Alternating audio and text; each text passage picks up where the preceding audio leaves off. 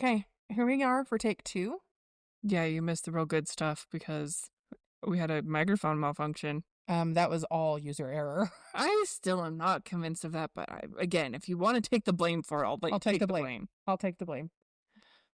So the original concept of this podcast was intimacy, which I still think after our episode that we may never ever release due to sound quality, we should still have that conversation. Yeah, I mean, yeah, you can hear me just fine. It's Amber. You can't hear it all. Maybe that's a good thing. I don't know. I derailed the conversation pretty hard. I don't know, but I think it was a conversation that is worth having. Like, as you know, because you get them, but I send out that weekly email, and I've been thinking about talking about counseling for a long time. And I would have approached that email a whole lot differently before that conversation. That's fair. Well, and I some puzzle pieces fell into place for me after the conversation too. I don't know that I feel any different. Maybe we should just talk about it instead of talking You know around what? it. So, yeah, that's a great idea. So, we started having a conversation on intimacy, and Jessica asked me how I get to intimacy, and I brought up my counselor and the tools she's taught me. Intimacy with God, specifically. Yeah, with God. Sorry, that's my bad. And I brought up my counselor and the tools she's given me in the book she's written, and it led us to a conversation about our feelings on counseling. And so I think that's a huge part of intimacy, is being able to talk about these things. Yeah. So let's just start there and then see what happens. Well, my position on counseling, I still struggle with it. I still struggle with paying someone to listen to you. And as we talked through it, something that came up while we were talking is my the connection in my brain between money and love. How one side of my family, gift giving is their way to show love. And then on the other side of the family, I watch lots of gifts be given elsewhere and unevenly distributed. But after I got home that night too, I sat with what was really bothering me about it, which is something I don't talk about very often. So if I cry, forgive me. I have tissues right here. I had a friend named Jennifer. I met her about 15 years ago. She lived in Gillette. She was the saddest person I had ever met in my life. Like, even if a fraction of what she told me happened to her was true, like, she had a tragic life and she just couldn't get through it. And several years ago, she started seeing a counselor who manipulated her. He used his authority position and her vulnerability, and he manipulated her into a relationship. And I don't know the details of the relationship, but I know that she ended up suing him and she won.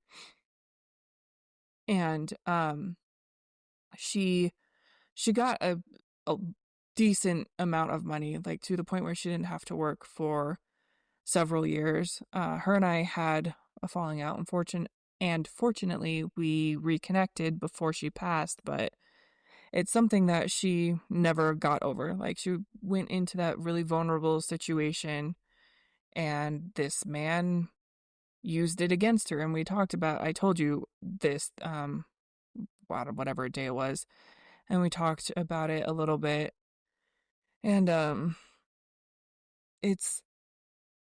I know that there are good counselors out there. My frustration with the whole situation is my same frustration with the world at large. It sucks that people have to shop for good counselors, and, on the good end, that's just really infuriating. But on the bad end, then you have Jenny's. And Jenny I don't think she purposely killed herself, but she wasn't trying very hard to stay alive either. Like, she was just kind of careless, and she died a few years ago. And like I said, we had just reconnected, so I didn't really get to talk to her too much in depth about things. But I was planning to go see her, like, the hours before she died. I was talking to her about going to see her in Gillette. And then the next evening I got a friend told me that she had passed. But as you and I were going through the counseling conversation, she is what came to mind. Like, I know counseling helps people because I know you and I know your story about it, but my struggle with it is for the Jennies, for the people that have been hurt, for the people that can't afford it. It's not a it's not a solution to everybody the same way some people are allergic to Tylenol. Right.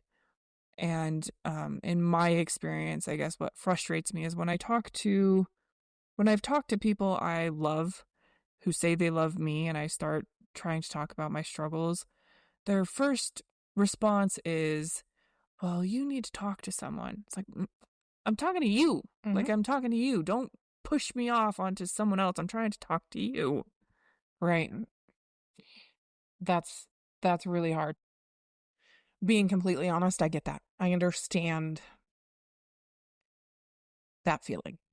I know people who have been in counseling for 25 plus years, and their life, the last time I saw and spoke to them, looked nothing different. There was no real change. Right. I've gone through counseling where it unintentionally became church doctrine and manipulation. Like, I send out an email to the ladies weekly, and in it I told one of the stories. And yes, there was some good that came out of it, but this church offered biblical counseling for free, and it wasn't intentional, it wasn't malicious. But when you do counseling through a church, you infuse your doctrine and beliefs in it. And so it was very Southern Baptist. And so that led me to staying in a marriage longer than I should have. So there is good and bad. Like, I've talked to bad counselors and been like, nope, I'm out. I'm not doing this. Like, and you're right. If you come to me and go, I'm struggling, my first response should not be, you need a counselor. My first response should be, okay, let me sit with you. What do you need? Yeah, and I guess that's at the heart of my frustration about it all is I know counseling can be a tool, Mm-hmm. but I think especially in the last 5-10 years, it's become a band-aid. And more often than not, it's just like we're gonna shove this over there and not look at it rather than try to deal with things as a Yeah. church community. Yeah. Forgive me, Mom. It's become a bitch session. Yeah, yeah. Like I watching people's lives who go to counseling, and people I know, I would say 6 out of 10 people who go to counseling use it just to complain and get their feelings validated. Well, yeah. Yeah, I've seen a lot of discussion around how not all counseling, obviously, but a lot of counseling is just, it becomes very self-focused. Mm-hmm. And because you're just complaining Mm-hmm. and you're, in fact, this is kind of out of left field, but there's this YouTuber I watch. He's a financial uh, YouTuber, kind of. Mm-hmm. And he had this girl on one day who she's a little bit younger than us. I think she was early 30s. And she was saying that her counselor told her that she shouldn't have a boss because of her quirkiness and her, like, it is totally an echo chamber, and it became a hug box. So Oh, while, yeah. yeah, I know counseling has its place and we need to lift up good counselors, but I think just like everything else, we have to have an arsenal of tools A ready. 100%. Yeah. And so I said it before and I'm gonna keep saying it. It's a yes and. It's a counseling and. It's um last year I do a Wednesday night Bible study, and we study from the Jewish perspective, and in that got brought up how if you're depressed or anxious, you should just pray more and worship more and read your word more, is what the essential gist of it was. And God closed the opportunity for me to speak when I was talking to my friend Sierra, and I was telling her, I said, I disagree 100%. I think it's a Jesus and. Like, if I would not have had the counselor I had in the season I had her, and if I would not have been fully pursuing God, I would not be alive. Like, it took both. And it was just a season. And then I walked through some really hard stuff. And we're getting to a point where I think I can go back to once a month. I'm at once a month, but like weaning myself off of needing someone all the time. Yeah. Um, but it's a yes and it's a both and it's not just a singular like, oh, you just need counseling. No. You need the word of God. You need prayer. You need intimate relationship with the friends. You need people that you can just cry with and it makes no sense. You need people you can say the most outlandish, ridiculous things to, and they don't validate your feelings, but they listen. And then they either go, yep, that sucks, and you get it out and you're done, or they go, okay, so is that the person you want to be? And then if it's truly hard and it's tragic, like losing someone or abuse or whatever it may be, you need someone willing to just sit, not have to fix it, just sit with you. Yeah. And I agree. It's more than just going to counseling. Yeah. Well, and another thing I brought up last time we were talking about this is this falls under the umbrella of like not that I am in favor of communism or socialism because I'm not, but I understand why people gravitate towards those ideologies because it's a beautiful idea that we should all be able to get along and share and there shouldn't be financial barriers to certain things. And I know that for me, when I've been struggling the most, when I've been told, go talk to someone by someone I love, first of all, that's irritating in and of itself. But then it's like, why is there money between me and making my brain better? Like it's a cultural, societal frustration that I have that it's just the way that things are. And Right. I have a lot of frustrations that I just have to deal with because free will is a hell of a drug. You know, I find it interesting. I am okay going to pay someone for my mental health, but my physical health, I'm like, I don't want to go see a doctor. Like 80% of the time they're wrong. Like I have watched family member after family member and friend after friend get diagnosed with something wrong from a doctor, but we don't hesitate to, no, maybe not you and I, because you know, you're you and I, but like people don't hesitate to go to the doctor when they get a sniffle. If they break an arm, they put a cast on it. But then in the same respect, like I'm on the opposite side as you. I'm like, doctor, whatever, like I'll figure it out. But like mental health, most people struggle with paying someone for that because they don't see it as a actual like mental health issue. And I am not talking you're just a self-absorbed human being who's angry at the world because the world isn't giving in to your whims and desires. I'm talking like truly hard trauma, things that happen, hard things, loss of someone, loss of a child, divorce, abuse, whatever that is. Like I'm talking the hard things, and it is a place to go learn tools to continue to grow, not just be a band-aid for the rest Right. of your life. Right. Right. It's a sad state of affairs. Mm-hmm. Everything's a sad state of affairs because I don't like going to the doctor either. I alluded to this last time we talked about it, but I've got a lot of, not personally, but I have a lot of wounds associated with the medical establishment in Mm-hmm. general.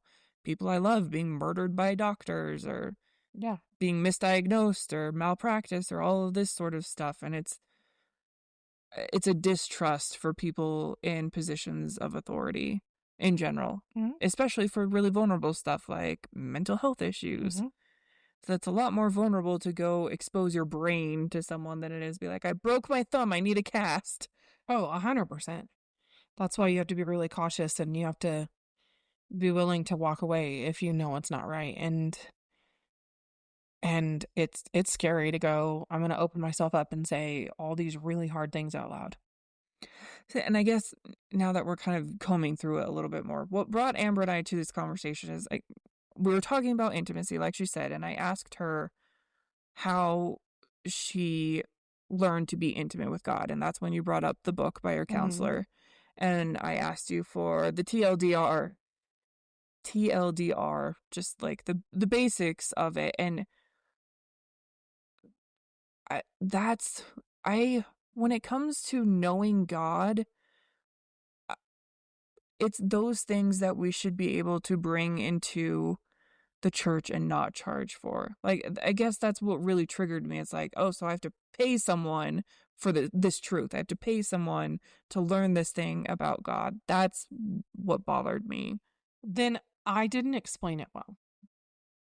That's on me. Then if that's how you took it, I didn't explain it well. Well, Because this is an area I've obviously no, and sensitive in. that's valid. And I'm glad you said that's how you took it, because that means I didn't explain it well.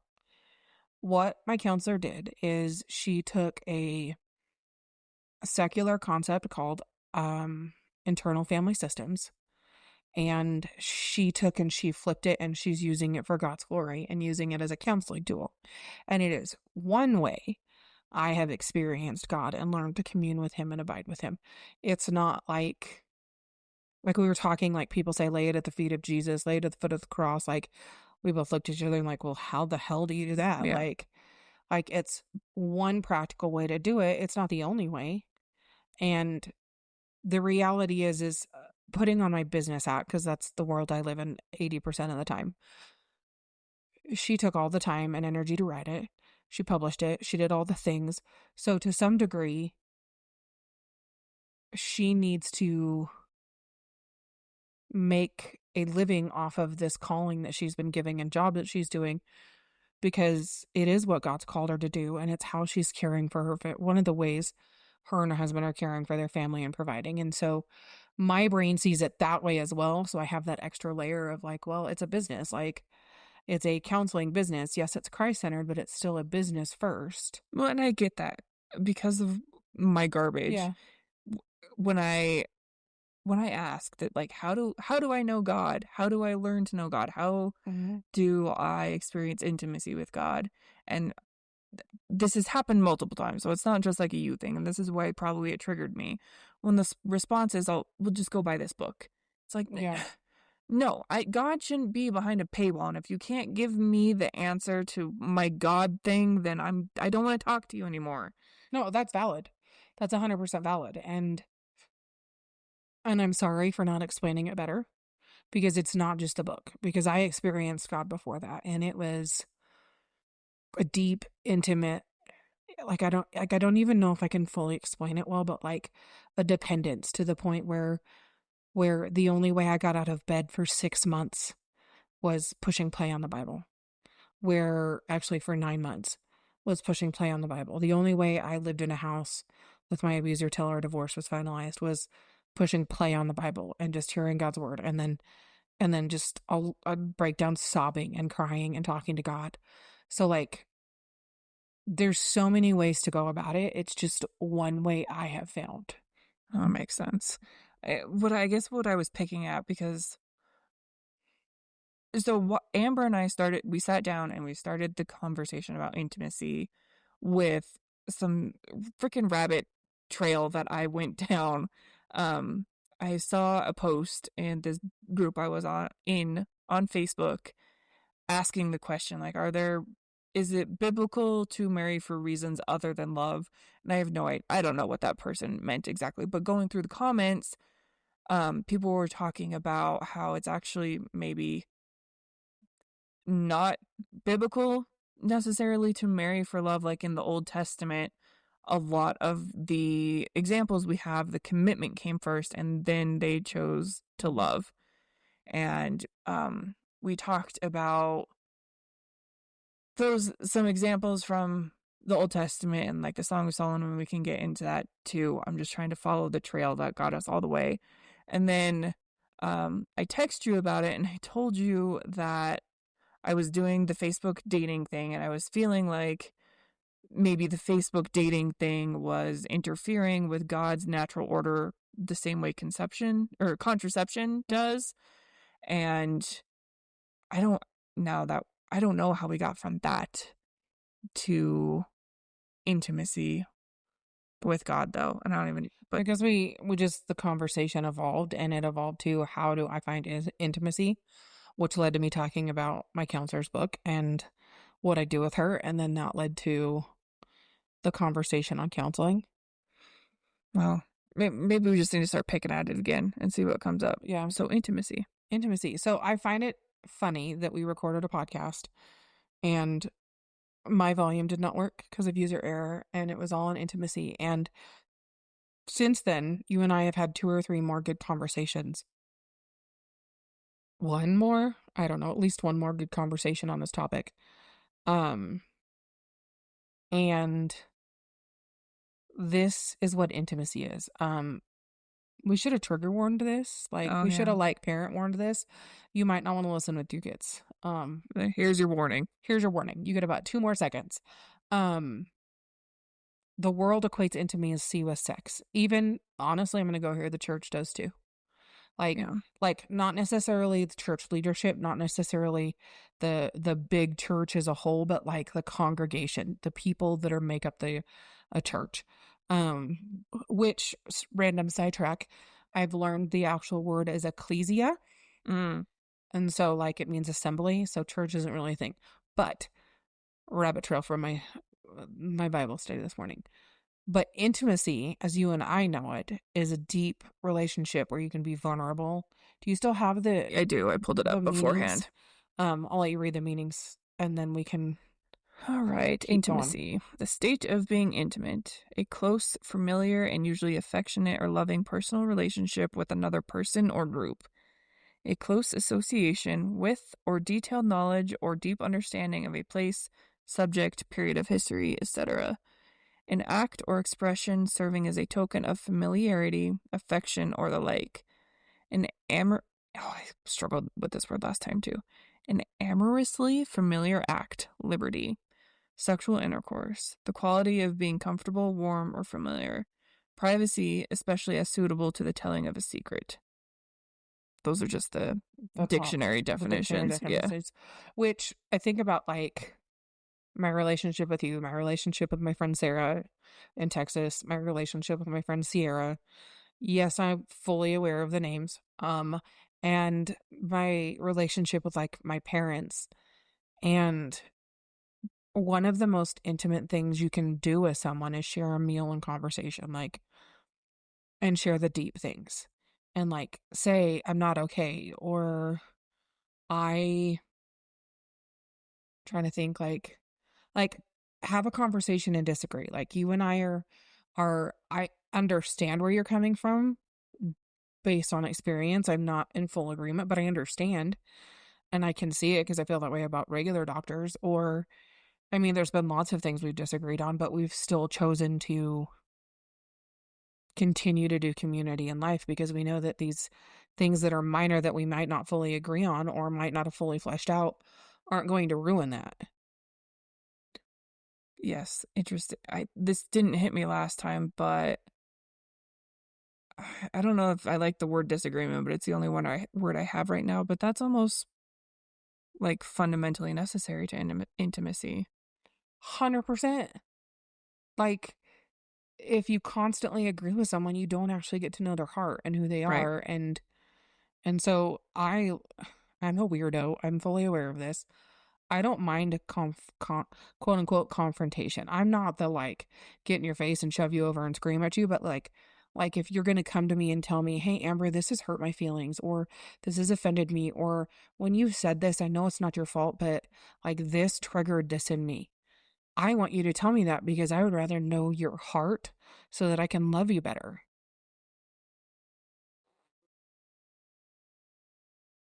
Yes, I understand that. And I've talked to my mom about this too. I think I have three friendships now that are more intimate than I've ever experienced before, and they vary on depth. And the thing that deepens it is the understanding of Jesus. Like I would say, Mhm. sorry, other friends, if you're listening, but I know that you might understand a little bit too. You and I have connected. Our understanding of Jesus has brought us a lot closer, and we've had more uncomfortable, intimate, hard conversations than I usually have with people because of Mhm. our understanding of Jesus. 100% because he's the center of our friendship. Yes. Because we know like we know that we can say the things that sound weird and off the wall and like what did I say the other day? And I was like, hot take, and I know it shouldn't be, but I feel like it is. Discipleship begins before someone accepts the Lord. And you're like, Mm-hmm. yes, I agree. But like, we can say those things that the other might be like, eh. And if we are, we can go, okay, let's talk about it. Like, you study the word in a different way than I study it. I study it with the history and the culture and all of those things, and you study it looking like, okay, so what about this piece and what about this piece, and like we talked about the Oh, yeah, Nephilim like early pattern on. recognition. Yeah, and you were like, this is what I think, and I was like, I've never really studied, I don't actually care, and like, but it was, you felt like you could say those things out loud in our Bible study and to me, because we've talked about it more than once, and I'm like, great, fantastic, you studied something I have not, so like good, like I'm glad, because I did not and I don't want to, and if I only surround myself with people who agree with me, I'm never going to grow. Right, but we agree on the most important Yeah. part. Jesus is the way, the truth, and the life, and he's the only way to salvation and reconciliation with the Father. Yeah, Jesus, the Christ, was born of a virgin, lived a Mm-hmm. fully sinless life, was fully man and fully God, Yep. died on the cross for the atonement of sin, and was resurrected 3 days later. Yep. And whether you believe dancing is a sin or not doesn't matter to either of us. No, Like, and that's, I think that's the core of intimacy. Because when I look at like confession, apparently Amber's just gonna that's all confess her right. It's whole your life on turn. this I did podcast. last time, but now it's your turn. I watch trashy reality TV. I watch it. I love trashy reality TV. You also like scroll social media and you see all these people and you're like, you watch their lives and you're like, you are missing the fundamental piece, because you have to be so connected and talk on the phone all the time. And if this person doesn't respond back, you feel insecure. And then you have to go blast it to the world. And I'm sitting here going, I'm going to text my friends when I think about them or like check in on them or whatever. But like, I don't need to talk to you every day. Like Yeah, right. it's not a component to our relationship being healthy. In fact, I think it's more healthy if we're not connected 24/7. Yeah, 100% agree. I it's half the reason I unplugged yesterday unannounced. That's fine. Like, you And you don't, know what my response was? You don't need to yeah, apologize. Good for you. yeah. We have way more access to each other and way Mm-hmm. less intimacy. Mm-hmm. I 100% agree. I think when I have become more intimate with people is when technology has not been around. Oh yeah. Yeah. Like when I can't use my phone because I can't disassociate. Right. Yes, me too. That's not to say those moments have been more intimate by and large, but I told you, and I think I talked about it on not the last one, but the one before. So the one that will be heard. Yeah, right. I I of them. yes, I grew up on the internet, so I Yeah. made internet friends. There is a level of intimacy that can be reached behind that security blanket of anonymity Mm-hmm. because you feel more open to confess stuff and it's a little bit easier to connect, but I just probably in the last 2 years am starting to see how it's severely limited. It is a severely limited medium. 1,000%. I ended up in a long distance relationship and married a man I never should have married because of that like only portraying what you want Oh, intimacy. yeah. Yeah, it's easy to curate the Oh, museum yeah. of yourself, and it's really easy to get excited about projecting your expectations and your hopes onto Mm-hmm. that screen, and then as far as I've experienced so far, when you actually meet that person in real life, it is a vastly different experience. Yeah, I would I would agree. Like when I look back on the last decade of my life, seems how, it's about that time to do that yearly. That yearly thought when you get a bit ready to turn on an older age, but like the relationships that I still keep today from the last 10 years are people who I have had intimate conversations with. I've shared my heart and I've cried with every single one of them. Yeah. Yeah, me too. And there's people that I thought I would still have because I thought we had an intimate relationship. But then once I disappeared, it's very surface level. It's happy birthdays, Merry Christmas, and that's about it. And like, there is not intimacy anymore. And there's 90% of them I don't talk to at all. Yeah, me too. Me too. We talked a lot last time about relationships and intimacy, but I'm just not feeling led to bring those up much I don't tonight. think really that's the way we're supposed to go because the world knows Romantic that. Yeah, relationships, I the world should knows that. specify. And to be really honest, like, we all know that's lust and not Most of the time, yeah. when a relationship is starting out. Dead air. Sorry, I It's Googled okay. some verses and I was looking for one. Is that the one I want? I have to Google again. Sorry. I'll feel it. Talking about disagreement being kind of a necessary piece of intimacy got me thinking about the church at large Mm-hmm. and our little disagreements over dancing or How your music should be. baptism or all those other I could things. get spicy about baptism. Well, all could get spicy about all of them. That's kind of, and instead of letting it make forge more intimacy between churches, we're just letting it drive us apart. Yeah. So I was thinking about intimacy. And I was thinking about it in relation to God, and I had to Google this verse. Um, I'm not ashamed of that. But Jeremiah 31, 1-3 says, at the time, this is the Lord's declaration. I will be the God of all the families of Israel, and they will be my people. This is what the Lord says. The people who served the sword found favor in the wilderness when Israel went to find rest. The Lord appeared to them from far away. I have loved you with an everlasting love. Therefore, I have continued to extend faithful love to you. And it's the second half of verse 3 that says, I have loved you with an everlasting love, and I have continued to extend faithful love to you. That struck me as we were thinking about intimacy last week. God's loved us with a faithful love, whether we've messed up or not. And so, like, if we are supposed to imitate Christ and love people in that way, intimacy is not writing people off. Right. At all. And so that's a hard thing to do when you've been hurt, and when you've been wounded, when you've been mistreated, when you've been lied about, when you've been whatever the factor is.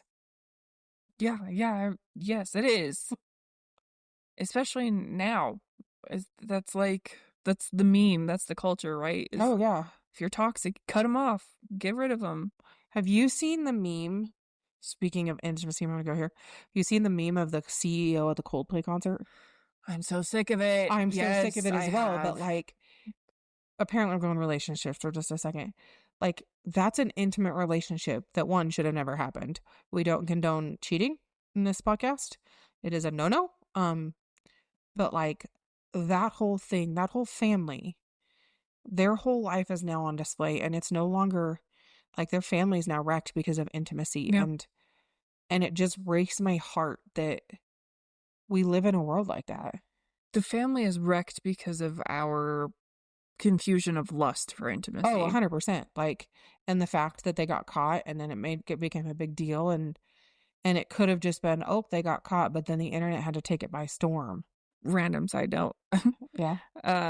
In the shows after, Coldplay announces now that they're doing the stupid Kiss Jumbotron. I saw that. I'm like, oh my god. I had to double down.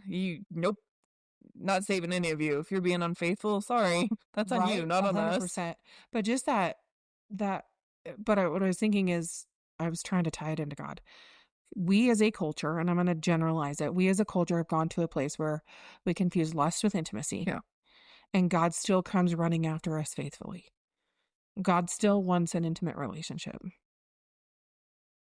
with us. I was scrolling the TikToks, and I came across this guy. His name is Nebuchadnezzar. He goes by Nezzy. Don't blame him. Nebuchadnezzar's a mouthful. And he lived as a trans woman for 15 years, something like that. And he has been a believer for, like, just a little over a month, like 35 days, I think. Oh, wow. And he talks about his relationship with God. And now, for the first time in his life, he knows he's loved. He knows he's valued, like that faithfulness of God. This man rejected everything that God stood for.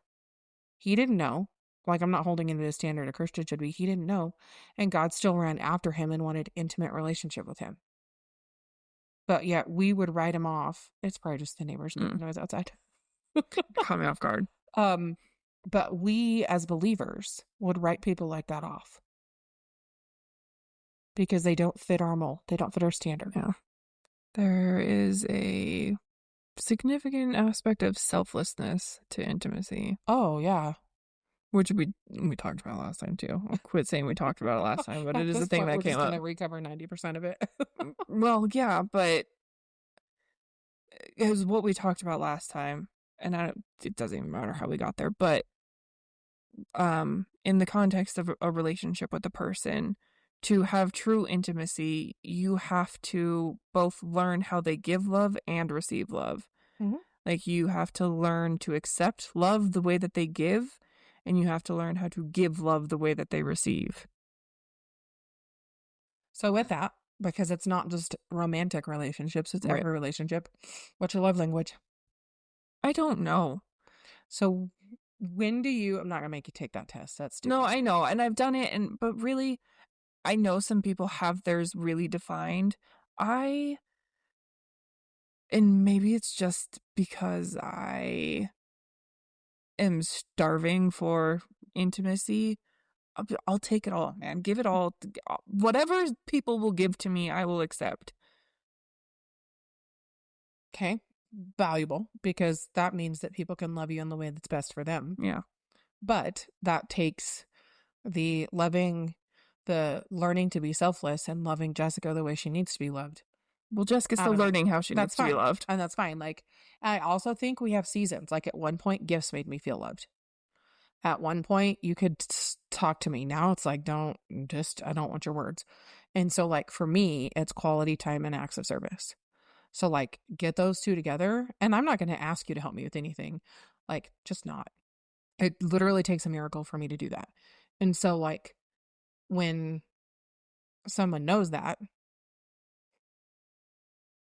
and they either come spend time with me or do a project with me, not for me, with me, because I'm too dang independent and stubborn, with me, or like just for giggles, like if I'm down and out, if my back is bad or whatever, like I couldn't move yesterday, I could have asked for help. I didn't, because I'm stubborn. But like, if somebody would have known that and they would have like come in and done something to help my day be better, that would have been, an act of service. And so knowing that about yourself and being in a relationship or friendship, because I'm going to clarify, where you can say, this is how I best receive love. And then you will know if that person truly loves you and can even try. Like, I'm not saying be perfect, but try. Yeah. I don't know. I guess it's being defined. Because thus far in my life, when I ask, no matter how I ask for love, I don't get it. So I don't know. The last go round messy thing I had, he told me he thought my love language was acts of service, which just made me cringe because I don't like people doing stuff for me. It makes me really uncomfortable. Mm-hmm. Then I got farther away from it, and for everything he unfortunately was very observant, and maybe, it could be, I really don't know. Like I said, I'll take whatever someone's giving at this point. Right. And it takes time to learn it and be intentional to learn it, because we all go through those seasons of I'll just take whatever's given. Maybe it is acts of service because you can't ask for help and you won't ask for help. Maybe. Because I can't and won't. Like, the only reason I have furniture that needs assembled, just for context, the only reason I'm having someone help me is they basically said, what am I doing with you on your birthday? And I said, honestly, this is what would be most enjoyable and most helpful for me. Mm-hmm. Not going out and not spending hours, like just this, even if it takes us 20 minutes. Yeah. That's all I need right now is someone to do this with me. And so like asking, even just saying that took me an hour and a half. Yeah. And so maybe it is a good love language for you, but maybe. I don't know. I've gotten to the point where I can't ask for it no matter what. Like, if I'm going to, this is when I'm going to cry. If I want a hug, if I just want someone to hang out with me, thank you. I can't ask. I'm still getting over trauma from the big relationship about all of that stuff. Like Mm-hmm. I can't ask at all about any of it. Mm-hmm. It takes a leap of faith to say to somebody, hey, you want to go do this? Like, in all honesty, up until our friendship, I didn't ask people to go do things because so many times I'd ask Yeah. and I'd be told, oh, I'm sorry, I'm busy. Like, Yeah. I don't ask people outside of you to go do things, not even my family. Like, Well, this weekend is a perfect reason why I don't either. Like, I get it. yeah, I also don't ask yeah, people to go do stuff. yeah. And so, like, and it's finding those safe people that are going to say yes. Like, minus that one time you said, get up here to look at point. And I was like, I can't. It's that time of the month. I can't get off the couch. Yeah. I I mean, want to so bad. no doesn't bother me. If I Right. ask someone to do something, no doesn't bother me. It is when I get a yes and they don't show up, or I'm Mm-hmm. made to feel a fool for even asking. And Yeah.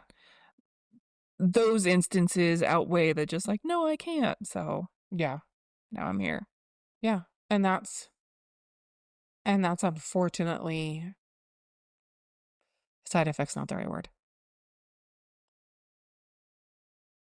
Maybe it is a fortunate bad side effect of intimacy, putting yourself out there and going. Oh, yeah. And it's hard. It is, yes. It's way hard to go, do you want to go do this random thing with me? I know it's dumb, but do you want to go on errands with me? Like, Yeah.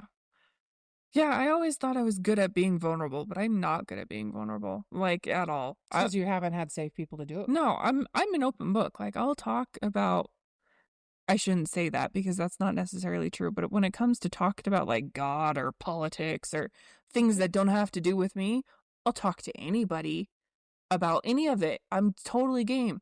But as soon as someone starts poking at my squishy parts, I don't want any part of it. I want to be done. Samesies. I don't like it at all. It's hard when the important relationships in your life break you down. Yeah. And you have to rebuild trust and vulnerability and sharing the hard things. Well, and that's the majority of them now because the culture is so self-centered. Mhm. Like, it's everybody, I say this all the time, everybody wants a ride or die, but nobody wants to be the ride or die. Right. I'm going to match energies.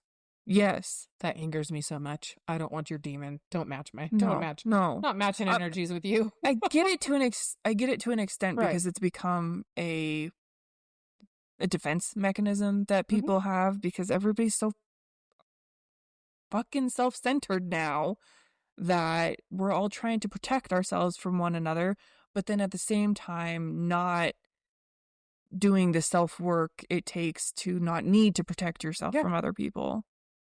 And most of the relationships are not Christ-centered. Jesus is not in the middle of them. So there's not that, like, that standard of, like, so I hurt you, I offend you, make up a lie about you and spread it, whatever. Biblically, you come to me and go, hey, this is not okay.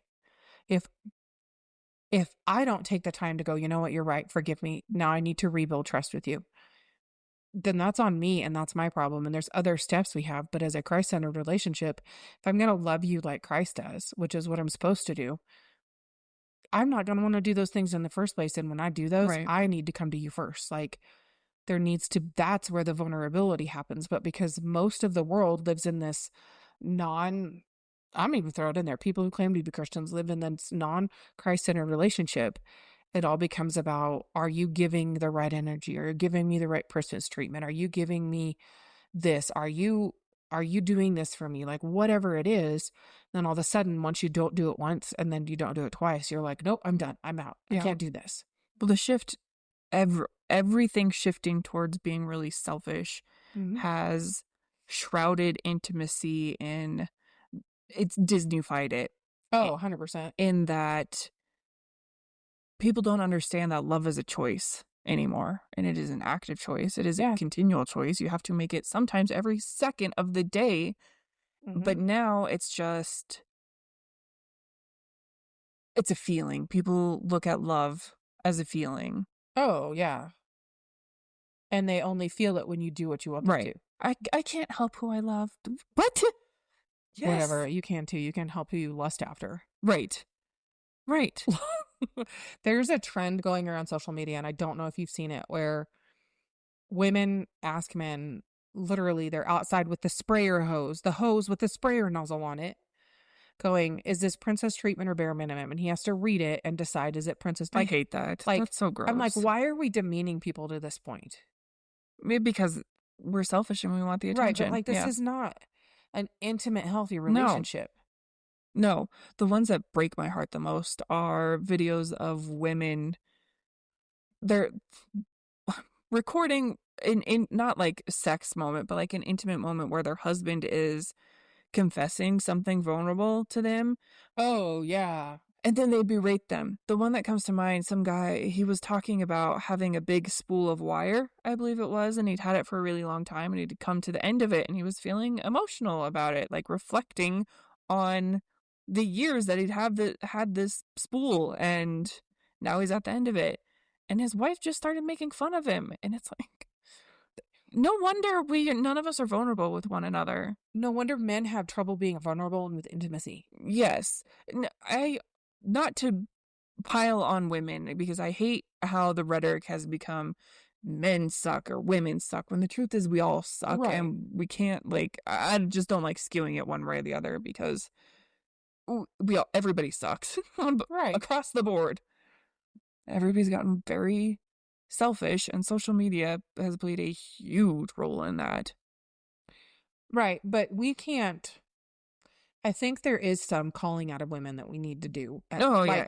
But like, not to be like, oh my gosh, you suck. But like, if I was a man and whatever the thing was, and my wife started making fun of me or laughing at me and then posted on social media, I would never share anything with her again. No, not ever. Let's see if I can find this thing. Yeah, intimacy is interesting. It's sort of a call out on both sides, but it's not in line with what you're saying, but anyways, we can pick it apart. Men say they want vulnerability, then mock it. And really, these could be, it could just, people say they want vulnerability, then mock it.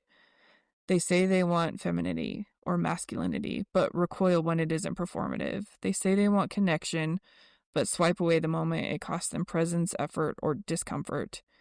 And people do the same in reverse, demanding leadership but rejecting authority, craving stability but scorning structure, asking for emotional intelligence but mocking men who are sensitive. We have flipped the roles so completely topsy-turvy that it just can't function. It's not sustainable. Oh, 100%.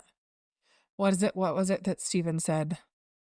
Stephen was talking yesterday in church about generational. We're doing a series, and right now we're in like generational stuff, and he was talking about the Bible has generational curses go so many generations, and generational blessings go beyond that.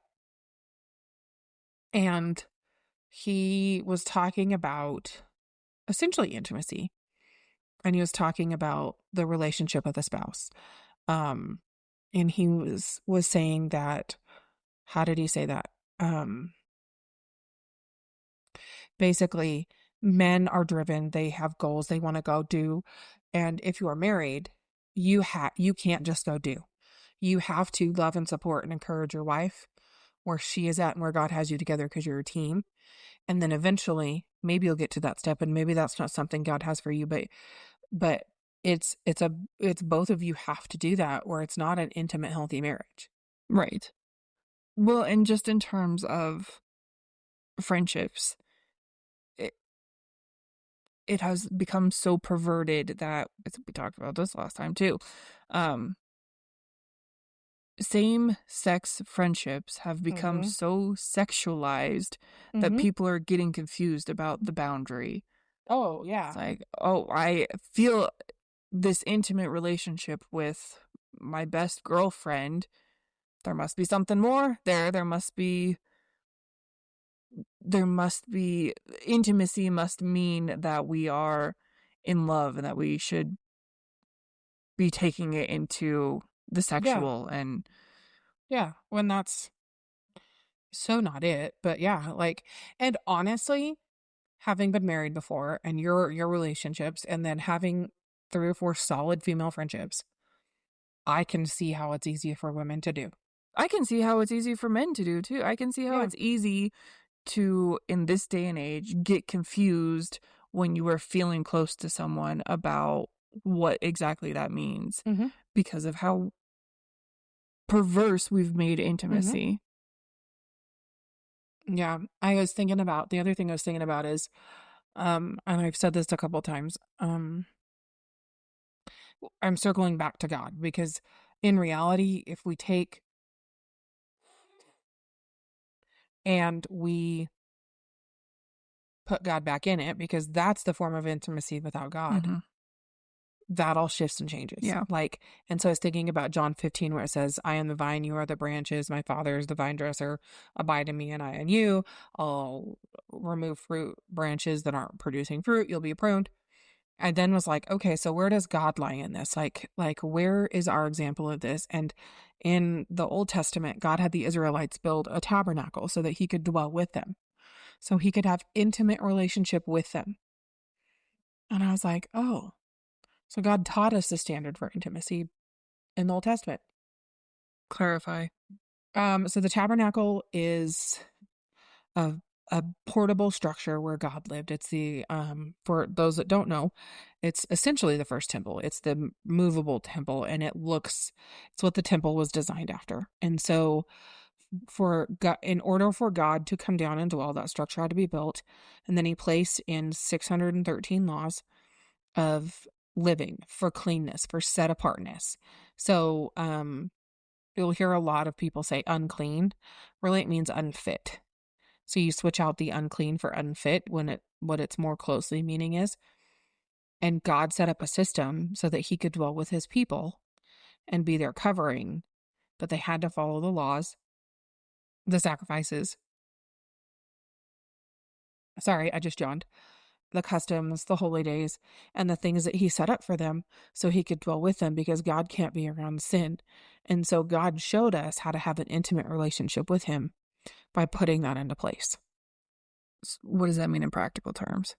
In practical terms today, Yeah. because of Jesus, we have access to the Father without all of the laws and the festivals and the customs. Not that you shouldn't read them and understand them and figure out where God's calling you in those, but it's, I think it's that intentional time with God, whether that's in the morning, whether that's in the evening. For me, I have to do it in the morning, or I'm just a grumpy puss. And so it'll be listening on my audio Bible for the daily reading, but then I'll sit down and I'll journal out all my thoughts and prayers to God. And I'll just tell God everything I'm feeling. And sometimes I'll stop and do something that hits my brain and go back to it. But that's that constant communication and talking to and being with God and inviting God into everything. I struggle with that a lot. I'm very easily distracted by the world. Oh, same. At least once during my prayer time, I'm like, oh, I'm thinking about this. I can't focus, and I'll just go handle it, and then I'll come back to my prayer time. Well, I don't even usually make it to prayer time, if I'm being honest. I mean, it took me 20 years, 25 years to develop a good prayer habit of being a believer. So doesn't have to be an overnight thing. Um, I'll go like a week or two where I do pretty good and then get derailed by something and frickin' Same. Oh, same. If you looked at my prayer journals and you looked at the dates, you'd see that. I also think it's seasons too. Like not that you shouldn't talk to God every day, but like there's seasons where it's going to be easier and better than other seasons. So, as we're talking about this, I'm thinking, like I told you today, I spent all day watching not AI generated movies, but movies about AI while I worked. That's a fascinating topic. It is different time. But I enjoy watching movies and I enjoy like listening to music. And there's some other stuff that I enjoy that I'm still trying to put into place. And I often wonder, like, to have the most intimacy with God, do you have to forego all of it? No more movies, no more music. Wondered that too. Huh? I've wondered that Oh, too. yeah. Like, The creaking. I know they're putting their kid to bed above me. Ah. That is not what happened the other night. That's that direction. I've wondered that too. And just an example of a time where intimacy with God was really, really good.